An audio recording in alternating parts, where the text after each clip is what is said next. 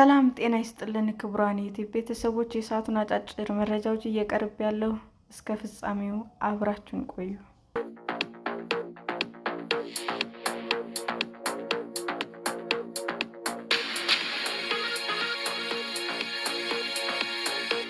በኦሮሚያ ችሎት ውስጥ ዳኛና የቀድሞ ባለቤቱን በገደለው ተከሳሽና በፍርድ ቤቱ ጠባቂዎች ላይ ምርመራ ተከፈተ።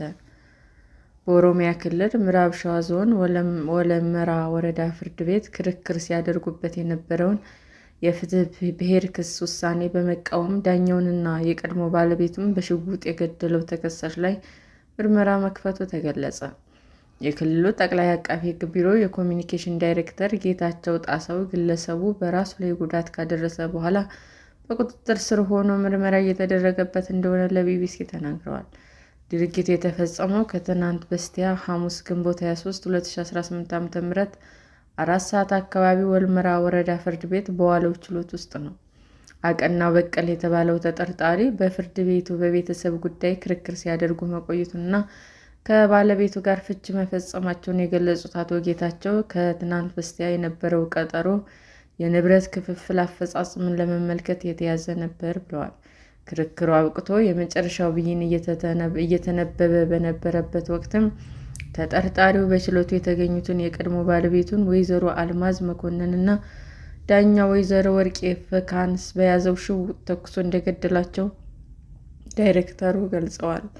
በውሳኔው ደስተኛ ባለመሆኑ ድርጊቱን እንደፈጸመ ይታሰባል ብለዋል። እንደ ዳይሬክተሩ ከሆነ የቀድሞ ባለቤቱ በተተኮሰባት ጥይት ወዲያውኑ ሕይወቷ ያለፈ ሲሆን ዳኛዋ ሆስፒታል መድረስ ሳይችሉ ቀርተዋል። ተጠርጣሪው ራሱ ላይ ከተኮሰና በስለት ጉዳት ከፈጸመ በኋላ ለማምለጥ ሲሞክር በቁጥጥር ስር ውሏል። በሆለታ ሆስፒታል ሕክምና ከተደረገለት በኋላ ለተሻለ ሕክምና አዲስ አበባ ወደሚገኘው ጳውሎስ ሆስፒታል ተልኮ በፖሊስ ቁጥጥር ስር ሆኖ ሕክምና እየተደረገለት ይገኛል። ግለሰቡ በሌሎች ሰዎች ላይ የደረሰው ጉዳት እንደሌለ የገለጹት አቶ ጌታቸው ራሱን ለማጥፋት ከመሞከሩ ውጭ እርሱን ለመያዝ ከጸጥታ ኃይል በኩል የተከፈተ ተኩስ እንዳልነበረም አስረድተዋል። ተከሳሹ ፍርድ ቤት ችሎት ድረስ እንዴት ሽጉጥ ታጥቆ ሊገባ እንደቻለ ብዙዎች ጥያቄ አንስተዋል። ይህንን በተመለከተ የተጠየቁት አቶ ጌታቸው ጉዳዩ ምርመራ የሚያስፈልገው ነው ብለዋል። ፍርድ ቤቶች ጠባቂዎች አሏቸው። ፍርድ ቤቱ የሚገቡ ሰዎች ተፈትሸው ነው የሚገቡት። የችሎት አስከባሪ ፖሊሶችም አሉ። እንዲህ አይነት ክፍተት መፈጸሙ ያሳዝናል ሲሉም ለወደፊት ጥንቃቄ እንዲያደርጉ እንደሚሰሩም ገልጸዋል። ከአሁኑ ክስተት ጋር በተያያዘ የፍርድ ቤት ጠባቂዎችና ችሎት አስከባሪዎች በቁጥጥር ስር ውለው ምርመራ እየተካሄደባቸው እንደሆነም አክለዋል። ተከሳሹም ሕክምና ከተደረገለት በኋላ ፍርድ ቤት ይቀርባል ብለዋል። አቶ ጌታቸው እንዳሉትም ግለሰቡ 2 ሚስቶች የነበሩት ሲሆን ከሁለቱም ጋር ፍቺ ፈጽሟል። በፍርድ ቤት ችሎት ውስጥም ከገደላት ሚስቱም ልጆች እንዳሉት እንደሚያውቁ ገልጸዋል። ግለሰቡ ከሁለቱም ሚስቶች ጋር ከንብረት ጋር በተያያዘ ክርክር ሲያደርግም ቆይቷል።